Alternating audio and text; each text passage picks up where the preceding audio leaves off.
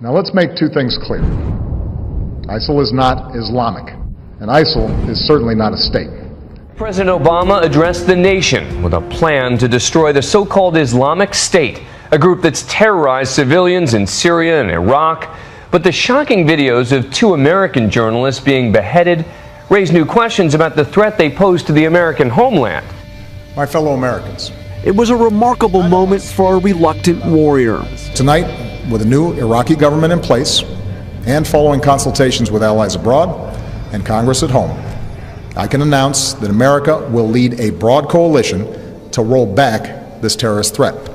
On the eve of 9/11, President Obama announcing a new offensive on Islamic extremists in Iraq and in Syria.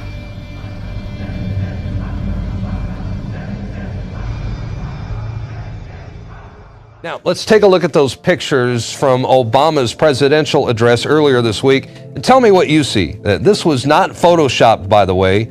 These images have appeared on Fox News, Slate, Business Insider, and the National Review, and they are now going viral. And it is a chilling photo of what appears to be devil horns on Obama's head during his last presidential address. He's got horns coming out of the side and on top of his head. It almost looks deliberate.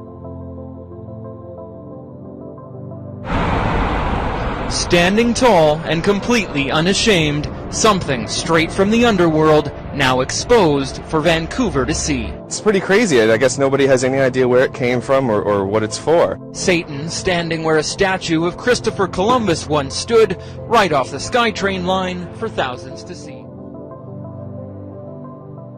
A satanic black mass is scheduled for next month, and now the Catholic Archbishop of Oklahoma City is suing to stop it. Black mass that will take place here in the basement of the Civic Center.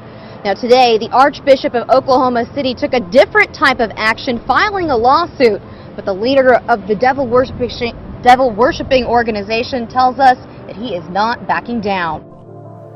The Satanic Temple in Orange County, Florida is planning to hand out satanic children activity books at some schools.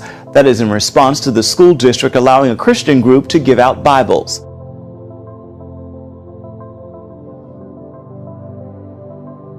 It's controversial, and there's no way around it. I mean, that's the idea of Satanism. It has always been. We're here to educate and be involved in our community, and not to create hysteria. Tonight, a Whitehall woman was surprised when her property manager left her a note last week telling her to take down her flag. Julia Lease has flown a flag outside of her townhome at the Eden of Whitehall community for 36 years. But August 20th, this retired Franklin County Sheriff deputy received a notice from her property management team telling her that Old Glory needs to be taken down. This represents my country.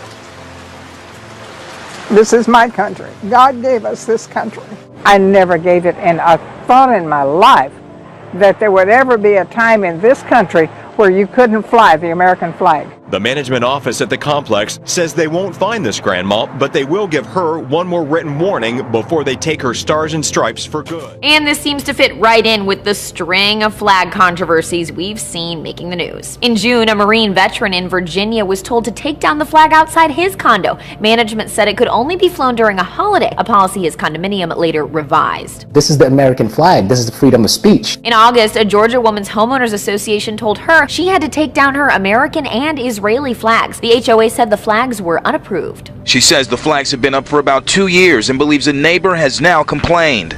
A flag flap in Umatilla after hundreds of American flags placed on the graves of veterans were tossed in a dumpster. The move has outraged many veterans who want answers from the city. Flying high over the Glendale Cemetery in Umatilla is the American flag, a symbol veterans say of honor, respect, and freedom. For over a decade, American Legion commander and Vietnam vet Carl Luedecke has been coming to this cemetery every Veterans Day, planting American flags on the graves of soldiers. But that honor was taken away when Luedecke noticed hundreds of flags went missing. The Legion later learned they'd been tossed in a dumpster. Jamie Revord was court-ordered to volunteer at the cemetery. He says a city maintenance employee in charge of upkeep at the cemetery ordered him to toss 200 American flags in a dumpster. I didn't feel right about it.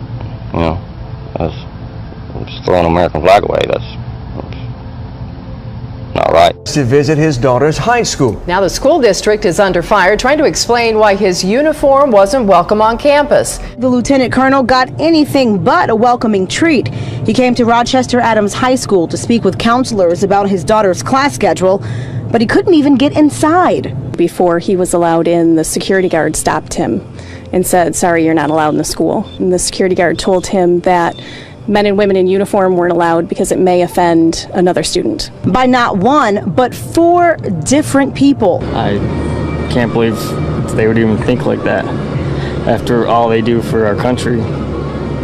It's crazy. With children who go to this school and also just people who live in the area appalled that this has happened. Controversy brewing in the western suburbs over public workers' rights to show their patriotism. With the anniversary of the 9/11 attacks coming later this week, 4 Maywood firefighters have been relieved of their duties for refusing to remove American flags from their lockers and helmets. And there could be more. Firefighters tell me the tension actually started with the chief ordering an American flag be removed from the inside of Fire Station 2. A new flag the firefighters had bought with their own money to replace the tattered one that had been there for 3 years. When they weren't told why, firefighters put American flags on their lockers. Then came the memo saying all decals and stickers, including flags and military stickers, be removed from lockers and helmets, no questions asked. When David Flowers Jr., the union president, wouldn't take down the Marine decal on his locker, the same locker that was his father's, a Maywood firefighter and Vietnam vet, he was relieved of duty, sent home. This weekend, right, Gavin? The rodeo is this weekend? Yeah, Sunday. There's a rodeo on television, okay? And so, you know, it's a big event. And so one network decided to air it, CBS. And a lot of people are paying advertising to put their commercials on during this big rodeo. One company, a real estate company, decided to run this ad. It was so offensive, it got pulled off the air. Watch. I pledge allegiance to the flag of the United States of America and to the republic for which it stands, one nation, under God, indivisible, for liberty and justice for all. Windermere Real Estate Tri-Cities, Kennewick, Washington. If you find that offensive, you are totally out of touch. How is with the rest of the country? No, you know what they should have done? They should have bleeped out the under God part. Then it would have been fine. Then they could have aired it. It wasn't even that part that the network found offensive. CBS said that it was too political. The phrase is only 4 words, but it has a lot of people talking. The final phrase of an airman's oath is now optional. Now, this comes after an airman took the words, "So help me God," out of his oath during a ceremony at a Nevada air base. The sense of patriotism. I love this country, and so those feelings were paramount, but immediately, and as strong as those feelings were, was the fact that I believe I'm a Christian, and I believe that this country lives under the blessings of the Almighty. The retired Air Force Lieutenant Colonel still lives by the words, "So help me God." Varner says those words shouldn't be optional in the oath. I think it's a major mistake that the military will no longer recognize that we do our duty, that we defend the Constitution of the United States, because we have a belief in the Almighty. And I think it's a sad thing to take that away. Just after the Korean War, Joseph Peterson says the Navy taught him about God and country. it took God out of the Pledge of Allegiance. We are seeing a new world order being built in the early 21st century. The United States of America has some responsibility to help lead that. We can't dictate that order, nor can any country, but we can help shape it. We face an evolving potential terrorist threat to the homeland and to the region. We would be in a state of denial if we did not say, with what's going on internationally, that the risk of a threat to us has increased. Governors Andrew Cuomo and Chris Christie and Mayor de Blasio want to ramp up their own war on terror. Australia is targeting ISIS this morning with its largest counterterrorism raid in history. More than 800 police officers arrested 15 people in Brisbane. Prime Minister Tony Abbott says ISIS planned to behead a random member of the public. The country is currently at high alert for a terrorist attack. Russia has denied it ever sent any military forces into Ukraine. In another development, the Russian Navy test-launched a new intercontinental ballistic missile. It's capable of holding up to 10 nuclear warheads. This fight against Ebola, which as of today became a military matter. As we said, up to 3,000 American military personnel will be deployed into this hot zone in Africa, all of it to combat an outbreak the World Health Organization called today, quote, unparalleled in modern times. The images from West Africa are searing. Children alone in the streets, men collapsed and left to die. With Ebola now spiraling beyond a health crisis and into a global security threat, President Obama said the United States must do more. Ebola is now an epidemic of the likes that we have not seen before. But this is an infectious hot zone. That is unprecedented. And I can't remember a time when we sent troops to do this particular mission. The virus is spreading much faster than efforts to contain it. Now, there are nearly 5,000 cases in 5 African countries. The president also said last night that a big part of his strategy is protecting Americans at home. The man in charge of that is Jay Johnson, Secretary of Homeland Security. In many respects, the terrorist threat that we face today is more complex. One of my priorities as Secretary is community outreach to establish a community-based type of homeland security. And it's worked with considerable success in some contexts, but we need to do a better job. It's a program that still sounds futuristic, even today. The FBI announced its facial recognition program is finally up and running, and it has some privacy advocates a little concerned. The FBI plans to eventually roll out more parts of its new NGI system, including voice and iris identification. You may consider lining up for hours at the Apple Store to get your hands on the new iPhone 6, but would you insert a chip in one of those hands to use the device? Ben Slater, a self-confessed tech enthusiast from Australia, planted a microchip in his hand in the hope that the new iPhone 6 will be able to read it. He's already able to use the device to access information databases, and he can open his front door and turn on the lights without touching a thing. Currently, the iPhone can't read microchip implants, but Slater is hoping the new version will be able to. The Bay Area, about to become the center of the law enforcement world. Officers from all over are going to take part in what's called Urban Shield. Law enforcement agencies from around the world are convening right here in the Bay Area for a 5-day Urban Shield event. Luckily, this is only a test. Today begins the 8th annual Urban Shield, a training exercise and trade show for law enforcement officers. But the criticism now is about the militarization of local police forces. It's a flashpoint in the wake of violent images from Ferguson, Missouri, and something local officers have taken heat about as well after events like Occupy Oakland. Well, Urban Shield is an effort to further militarize police departments in Alameda County, and it's something we certainly don't need. That's Oakland civil rights lawyer and mayoral candidate Dan Siegel. Current Mayor Jean Kwan didn't want to address the issue and walked away. I'm just asking you a question about a major event that's going on in the city right now. Yeah. Controversial arrest. An officer caught on video punching a man several times. Now the city's top cop demands change. It's these few seconds of surveillance video that could cost the Baltimore City Police Department millions. I was shocked. I'm outraged.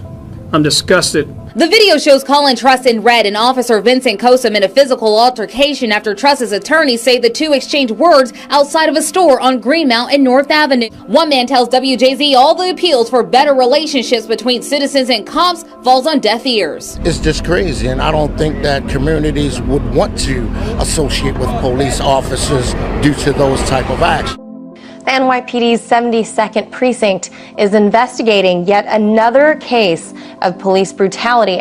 The video goes on to show an officer kicking a man being held down by at least 4 other officers as multiple members of the NYPD shove, hit, and threaten both vendors and bystanders.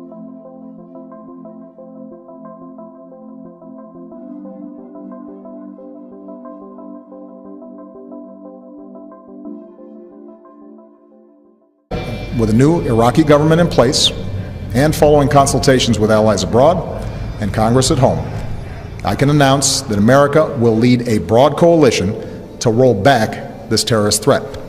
On the eve of 9/11, President Obama announcing a new offensive on Islamic extremists in Iraq and in Syria.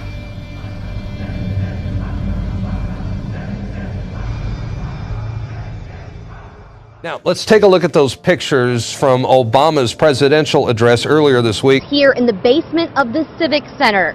Now today, the Archbishop of Oklahoma City took a different type of action, filing a lawsuit. But the leader of the devil-worshipping organization tells us that he is not backing down. The Satanic Temple in Orange County, Florida is planning to hand out satanic children activity books at some schools. That is in response to the school district allowing a Christian group to give out Bibles.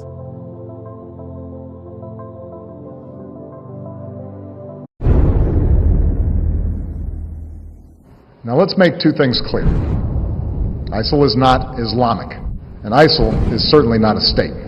President Obama addressed the nation with a plan to destroy the so-called Islamic State, a group that's terrorized civilians in Syria and Iraq.